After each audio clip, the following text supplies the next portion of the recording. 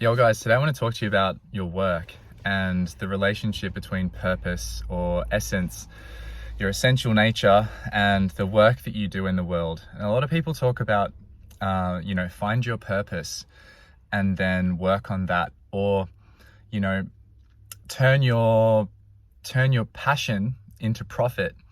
And then there's other people who, rather than trying to turn their passion into profit, have so much profit and not much passion, and they want to find their passion again. So they're going the other way. And some people seem to be doing both. Some people seem to be doing neither. How does this relate to who you really are and your essential nature? Well, your essential nature is not something that you can capture through your work. It's not capturable. It's all-encompassing, all-pervasive, ever-emergent, and that might sound quite abstract. That might sound like a thought. That might sound like an idea that I'm trying to sell to you from some spiritual doctrine, and to an extent, maybe it's a bit like that, because this is sort of like a Buddhist idea. But essentially, all things in your life can be lost and can fall apart and disappear, and your essential nature remains untouched. That sounds all well and good. I really do feel that this is one of the deeper truths that we can experience or move towards. I've been through some big periods of loss and grief in my life, and what I've noticed is that this essential nature doesn't go anywhere. I just think it has. And so when you're working or pursuing a purpose or taking care of your responsibilities or having to make life decisions, your essential nature is not going anywhere either. It's not something that needs to be gripped or held onto. And how that relates to your passion and your purpose is quite simple. It's quite simple. When you are aware that you don't need to grip onto your essential nature, and that clinging and fixation and trying to hold and trying to control aren't necessary, nor can you do it, when you're aware of that, whatever work you're doing, no matter the form it takes, whether it's handiwork, laboring, computer stuff, IT stuff, financial stuff, teaching, art, it doesn't really matter. It doesn't really matter. When we can say, it doesn't really matter, it doesn't really matter, that's when we are closer, usually, to our essential nature. If it doesn't matter, then something in here that I'm in touch with obviously does, in order for me to release all of that. So when you're working, your work is made beautiful, it's made loving, it's made essential because of the being quality that is inherent in you, that you bring to it sometimes without even realizing. This essential nature, this being quality, it's not something you have to cultivate. It's not something you have to do. It's always there, and there's periods in your life of cultivation and building and creating, and there's periods in your life of surrender and letting things kind of fall apart a little bit and seeing what stays. And this is kind of like having if you were a sphere, it's kind of like what's in the center of the sphere has a radiance, and then the layers of your life, the layers of the life that you've constructed in the world and all of this, they kind of sit around that. And the sphere in the center of that radiance, your essence, shines out a light. It's like this. And then there's lots of bigger circles around it like this. Imagine circles upon circles, and they all have a hole in them. They all have times or places in that circle where you can see through to the contents. And we have these layers of our life, right? And so sometimes they line up such that we can see right through to the very essence in the center, at the same time as we can see through every layer on the outside.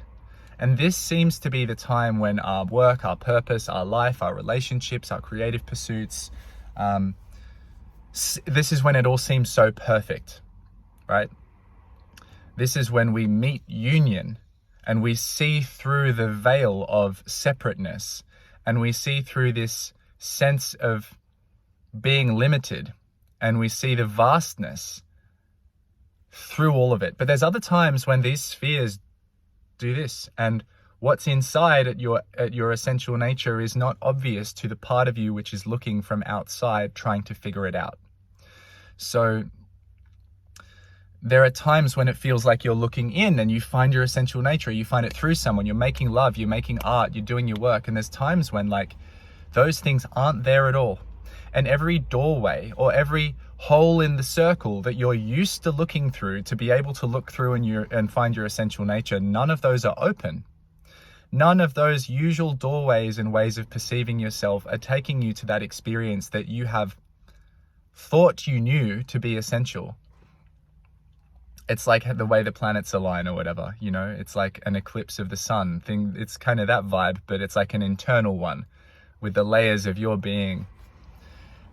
But what you need to know is the essential nature is you. So you think you're looking in and you can't find it, but it is you. It's just sometimes the world that you see on those external layers is a world that you like. And sometimes it's that you don't like it. Sometimes the work is work you like, that you think is good. And other times it's work that you don't like, that you think is bad. Sometimes you have a day with your partner that you think is good. Sometimes you have a day that you think is bad. And we have all these ideas about good and bad, right and wrong. And they're okay, but they kind of have nothing to do with what's most essential. They're kind of just like painting on the canvas. It's not that it's not real. It's just that it's so ephemeral. It's just like a firework going off. And I think perhaps what I'm realizing as I go through more transition phases in my life, and sometimes I go through so many so rapidly that I'm kind of like, what the fuck? Like this is chaos. What I'm realizing is that the more that happens, the more I'm like, wow, my ability to meet my essence and to feel that I'm returning home to my essence. That the drama, the beauty of like the nostalgia of coming home to it is in direct proportion to the fear of, or the thought of losing it or moving away from it. And so we kind of choose how much drama would we like to have in our journey. And perhaps this isn't always like a conscious choice, because again, the idea it's a conscious choice is just one filter. And then at other times we do things that don't seem to be consciously chosen. Over time though, it does feel like it's more of a choice. And in some ways we can perhaps, I'll leave this open to you, identify the moments when we're making those dangerous or risky choices and choosing drama versus the times when we're not. And it's such a fine art, and I don't know if you can get it right. And I don't know if you definitely don't need to micromanage anything, because, you know, the whole point is, you know, you don't have to do all this stuff to be you. You can't help but be you. It just is. It just is. So when it comes to your work, you know, that's a lifestyle thing. Your relationship, it's a lifestyle thing. Your religious doctrine, it's kind of a lifestyle thing. We have all these lifestyle choices, and a lot of us think that the lifestyle choices are the path. But this is why the path is pathless, because it's always emerging, it's always unfolding, it's always now, and it's always from you and through you. And you, the essence of what you are, is moving more quickly than your thoughts can grip onto to make ideas about. You know, the way, like each breath, each step, each gust of wind, each wave of light, particle, photon, these things are moving beyond the pace that your thoughts can identify, grip onto, and tell a story about. So all of that stuff is keeping you locked in place, because you're choosing to exist through the concept of life rather than within the unfolding of life. And so that then needs to be corrected in some way. And that's usually corrected by because you're creating karma when you do that. So that then needs to sort of be purified, and it ends up being purified eventually in one way or another. Life corrects itself. And you will perceive that as being an external event, and then you'll realize it's a deep part of you that chose something that you couldn't quite comprehend. So anyway, you don't need to get lost in that. It's a now. The essence is here. It's now. The essence is here. It's now. It's never different from now. It's just that you're looking for an essence that you can understand and grip onto.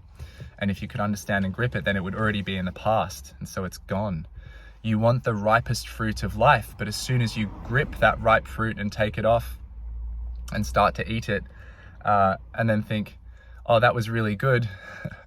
The thought of that was really good, or oh, that one tasted like shit. It's like that thought's already taking you away from whatever the essence of life is.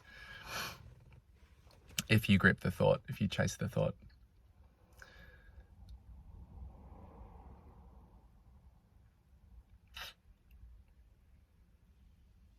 Talk.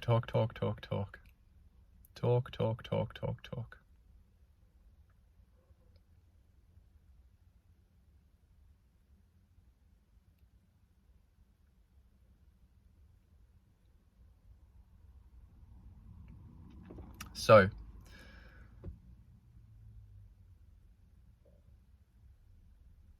essence.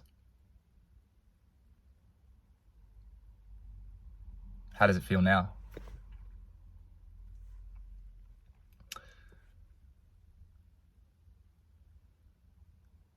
Nothing that comes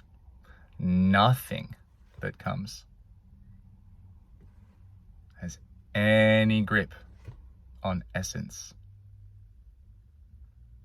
Essence allows and lets be and lets live, and allows gripping and ungripping. It doesn't matter. It's beyond all of that.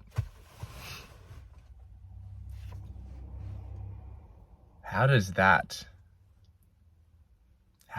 feel? How does that feel? What's that like to be? What's that like to let go of?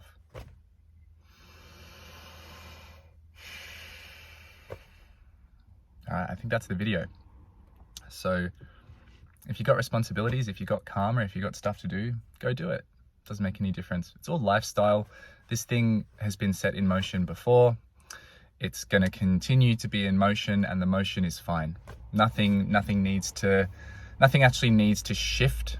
Things are going to come through you. You're going to seem to have effects in the world, and there's going to be all these things that, all this potential to have such heavy belief in how it all matters and what it is, and to dive into the drama, and that's all good, but it's all good. It doesn't mean anything though.